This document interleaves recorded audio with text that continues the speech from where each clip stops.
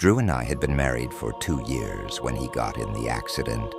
Head-on collision, drunk driver, declared dead at the scene. That was back in 2020. Grieving him through the pandemic, completely isolated, was the hardest thing I've ever had to do. But I worked through it with my parents, with his mom. I've even started dating again. But then the texts started. I got the first one while I was on a date at some fancy Italian place. A text from Drew's number. It was blank, like someone had just hit the spacebar and hit send. I got the next one a few days later, in the evening, while I was curled up with a book. It just had a period. At first I thought it was a prank, as cruel as that would be. Or maybe it was well-intentioned by an older person or someone on the spectrum. Maybe they thought the texts would make me happy. I asked around, but no one knew. I thought about going to the police, but there was nothing threatening in them. Just strings of weird punctuation. Maybe it's a glitch, I thought. Maybe the system had reactivated his number by accident and was sending bits of code to me. But the texts seemed to have a pattern. They were often sent when I was on a date or getting ready for one. It seemed just enough to be more than coincidental. I tried telling myself I was being paranoid, that it was all just chance. As the anniversary of his death approached, though, the texts increased in frequency. They went from 1 or 2 a week to 1 a day. Just nonsensical punctuation every time. I was starting to get desensitized to them. The first one had made me cry. Now they just annoyed me. On the anniversary of Drew's death, though, the texts increased tenfold. I got 5 of them before noon, over 15 in the afternoon. And as the time of his death approached, 9:11 p.m., they came in faster and faster. This is way more than coincidence. Someone is fucking with me. I went to the police. They said they'd be able to trace where the texts were coming from, but they'd need some time to get in touch with the cell company. Probably just a scammer, the officer had said, even though I told him everything. There are tons of scams now, with how bad the economy is. But they're not trying to get anything out of me, I'd told them. And they're texting me way more today than any other day, on the day my husband died. I'm sorry for your loss, the officer had said, in a detached tone. We'll get in touch with you when we know more, okay?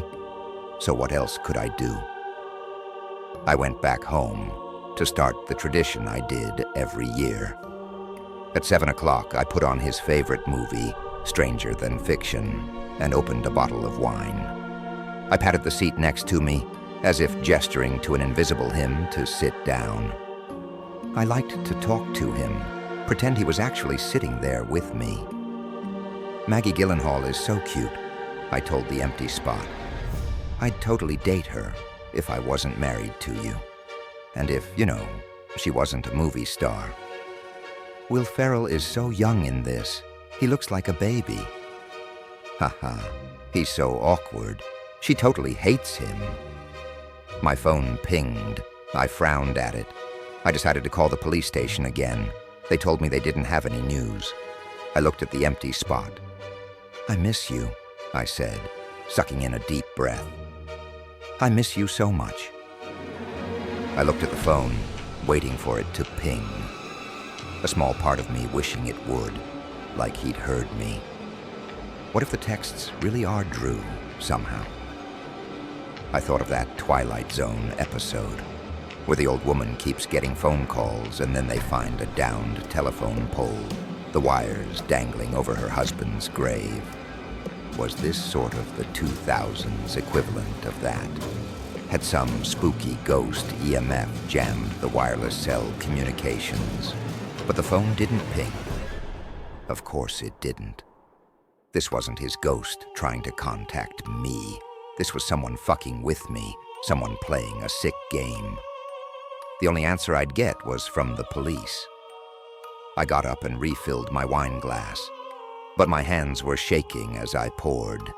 As I tried to set it back on the counter, I dropped it. Crash. The glass bottle shattered into 1,000 jagged pieces. Merlot wine like blood pooled on the floor. "Fuck," I whispered. Fighting tears, I got a garbage bag and bent down to pick up the pieces. Ow! The piece I'd picked up had sliced right into my thumb. Never clean shattered glass while you're tipsy and crying, I guess. Cursing, I stood up and ran my thumb under the faucet, staining the water red. Ping. I glanced over at my phone, sitting on the couch, armrest. I turned off the faucet, made my way over to it.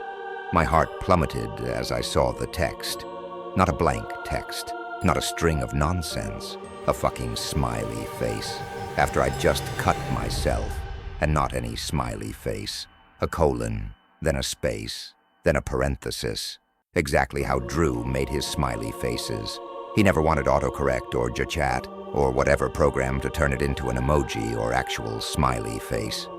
Someone is watching me, and they really, really want to fuck with me. I ran over to the kitchen window, tiptoeing around the glass. I pulled the curtain shut over the sink. Then I ran around the house, checking every lock. I called the police. "I think they're watching me," I whispered. "What?" They sent me a smiley face right after I cut myself.